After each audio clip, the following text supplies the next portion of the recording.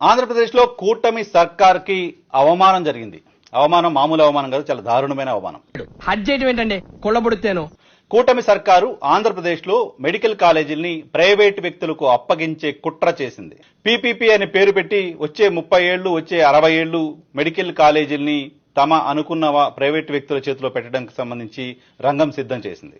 ఇది లోపభూయిష్టంగా ఉంది, ఇది అనుమానాలకు తావిచ్చేలా ఉంది, ఇది పేద ప్రజలకు నష్టం చేసేలా ఉంది, ఇది పేద విద్యార్థులు వైద్య విద్యని అభ్యసించకుండా చేసేలా ఉంది అనే నిరసన రాష్ట్ర వ్యాప్తంగా వ్యక్తమైంది.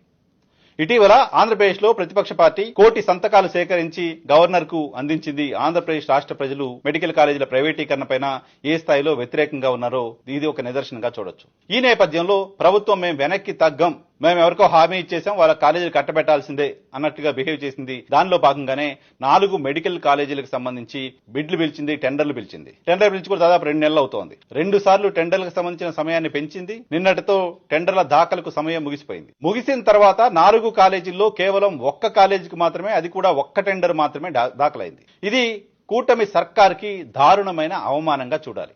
ఇప్పుడు అవమానం అని ఎందుకంటున్నానంటే, ఆంధ్రప్రదేశ్ లో చంద్రబాబు నాయుడిని, పవన్ కళ్యాణ్ ని, భారతీయ జనతా పార్టీని నమ్మి కేవలం 18 నెలల్లో 20 లక్షల కోట్ల రూపాయలు పెట్టుబడులు పెట్టడానికి ప్రపంచవ్యాప్తంగా ఉన్న పెట్టుబడిదారులంతా క్యూ కట్టిన తర్వాత పప్పు బెల్లాల్లో పంచిపెట్టడానికి రెడీగా ఉన్నామని చెప్తున్నా మెడికల్ కాలేజీల్ని తీసుకోవడానికి మాత్రం ఒక్కరంటే ఒక్కరు కూడా ఎందుకు ముందుకు రావట్లేదు? ఆ 3 కాలేజీలకు సంబంధించి అంటే వీళ్ళంతా నమ్ముతున్నారా మళ్ళీ జగన్మోహన్ రెడ్డి అధికారంలోకి వస్తాడేమోనని? కాలేజీలు తీసుకున్నోడిని మాత్రం మనం అధికారంలోకి వచ్చిన వెంటనే 2 నెలలు జరగక మునిపే అందరు జైళ్లలో ఉంటారు. 15 ఏళ్ల పాటు ఈ రాష్ట్రంలో జగన్మోహన్ రెడ్డిని అధికారంలోకి రానియం, మెడికల్ కాలేజీల ప్రైవేటీకరణ అనేది మేము తీసుకొచ్చిన ఒక అద్భుతమైన విధానం అని కూటమి నేతలు ఎంత చెప్తున్నా కాలేజీలు తీసుకోవడానికి ఒక్కరికి కూడా ధైర్యం సరిపోవట్లేదు. అంటే కూటమి మళ్లీ గెలుస్తుందన్న నమ్మకము వాళ్ళలో లేదు అనే విషయం అర్థమవుతోంది. 3 పార్టీలు మూకుమ్మడిగా ఇస్తున్న హామీ కంటే జగన్మోహన్ రెడ్డి ఇస్తున్న వార్నింగే వాళ్ళు ఎక్కువ నమ్మేలా చేస్తుందనే విషయం అర్థమవుతోంది.